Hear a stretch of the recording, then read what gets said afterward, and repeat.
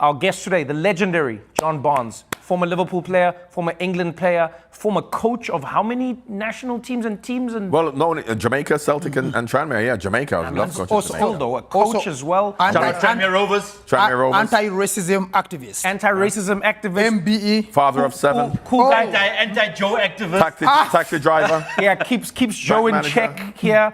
And to some of you ask, people are asking the question, what does he think about the England squad this year? What do you think about the squad? So you said what you think about decisions. So what do you think about the squad? I look at football from a not only a practical point of view, but from the way that it should be rather than thinking individually, which means that if you get a coach and you want this coach, you have to abide by what he wants. Okay. So therefore, I love Phil Foden, I love Cole Palmer, but if the coach from England says the way I'm going to play is not going to suit them, who am I to say you should pick them?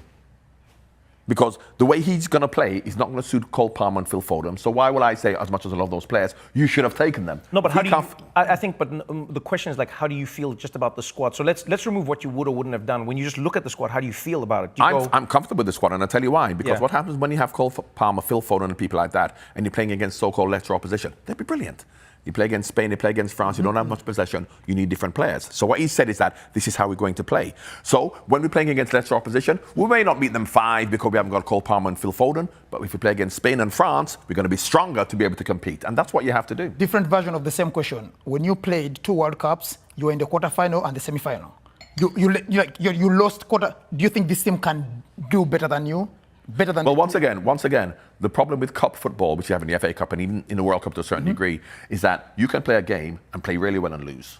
Yes. You know, when you play in the league, you got 50 games, whoever wins, wins. Yes. But no matter how well you play, you can lose. Which means that, yes, you can say England, Spain, France could get to the semi-final. Oh, he's in. So if England then plays France in the semi-final, if England plays as well as it can, and France plays as well as they can, France will win.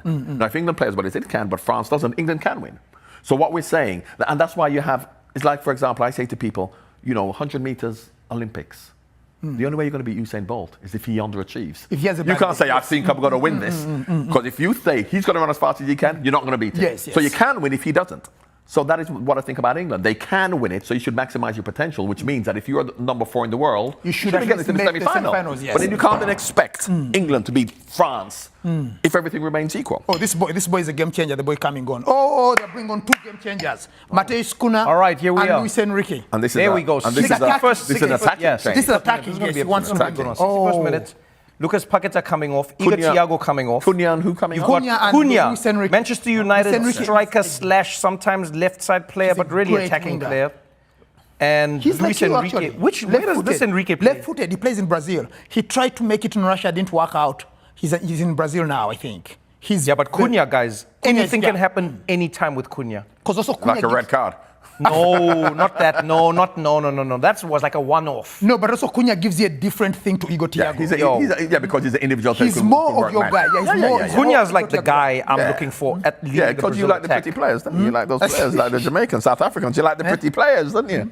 You know what it is about that? You also can run about the pretty players. I like players that can make something happen regardless of how their team's playing. Yeah. So for me, Igor Thiago, even when I watch him play Brentford, right? Yes. When I watch him play for Brentford, the team needs to do something for him to do something. Yeah. But I like players who can make something happen. Like Vinicius. If the team's not playing, if you look at this game, well. Vinicius performed something outside of the moments that Brazil created. But most coaches want the team to make it happen, and then they can bring them on. Yeah. So where some coaches say, well, I want to have players who can make something happen by themselves. That is not a team. That is when things aren't going well, you put them on, do whatever you want. Okay. But if you want to have a way of playing as a team and you rely on the team to win rather than the individual, that's what Gareth Southgate did. But I think Ancelotti is very comfortable in allowing players to be themselves. Express themselves, yes. He is, but you can't have too many players to express himself. So there's one ball. Trevor, to explain to Americans, you like a player who creates his own shot.